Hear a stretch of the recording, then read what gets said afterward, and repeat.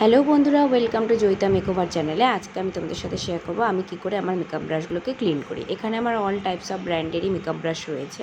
তো তোমরাও যেভাবে ক্লিন করতে পারো আমার এই পদ্ধতিতে, আমার মনে হয় তাতে মেকআপ ব্রাশ অনেকটাই ক্লিন থাকবে।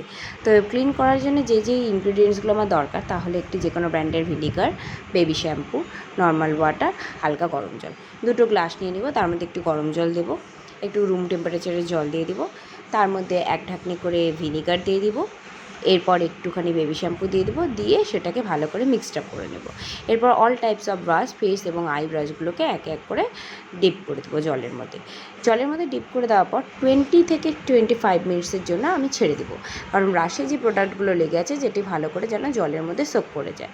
20 to 15 মিনিটস পরে দেখতে পাবো গ্লাসের মধ্যে সমস্ত প্রোডাক্টসই আমার জলের মধ্যে সোক করে গেছে। এবং আরেকটা বাটি নিয়ে নেবো, সেখানে নর্মাল জল নিয়ে নেবো, বা তোমরা ট্যাপ ওয়াটার নিয়ে নিতে পারো। আর একটা টাওয়েল রেখে দিয়েছি, দেখতেই পাচ্ছ। সেখানে ব্রাশগুলোকে যেই জলের মধ্যে ডিপ করে রেখেছিলাম, সেই জলটাকে থেকে বের করে নিয়ে নর্মাল জলের মধ্যে ভালো করে ধুয়ে নেবো ব্রাশগুলোকে, যাতে কোনো রকমভাবে প্রোডাক্ট আর না লেগে থাকে। এবং ভালো করে ধুয়ে আমরা একে একে ব্রাশগুলোকে টাওয়েলের উপর রেখে দেবো, এবং যাতে হালকা করে টাওয়েলটা সেই ব্রাশের এক্সট্রা জলগুলোকে টেনে নেয়। বেশিক্ষণ ধরে জলের মধ্যে ধুবো না, তাহলে ব্রাশের যে হেয়ারটা রয়েছে সেটা খারাপ হয়ে যাওয়ার সম্ভাবনা থাকে।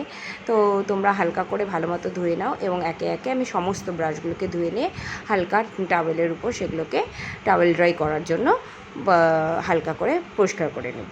এবং আস্তে আস্তে টাওয়েল দিয়ে প্রেশার দিয়ে আমি সেই ব্রাশগুলোকে হালকা ড্রাই করে নেব।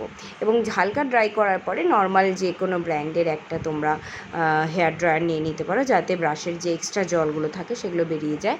এবং সেটাকে 2 থেকে 3 ঘন্টা ছেড়ে দেবো নর্মালি রুম টেম্পারেচারের মধ্যে। কখনোই রোদে দেবে না, কারণ রোদে দিলে ব্রাশের হেয়ার খারাপ হয়ে যাওয়ার সম্ভাবনা থাকে। নর্মাল 2 থেকে 3 ঘন্টা বা একটা দিনের জন্য তোমরা ছেড়ে দিতে পারো, কাজের অফ টাইমেই তো আমরা এগুলো করে থাকি অ্যাকচুয়ালি। তারপরে ব্রাশগুলো ভালো করে ক্লিন হয়ে যাবে, এবং এর পরবর্তী কাজের জন্য তোমরা ব্যবহার করতে পারো। এতে কোনো কারো ফেসের সাথে আরেকজনের ফেসের স্কিন টাচও হবে না।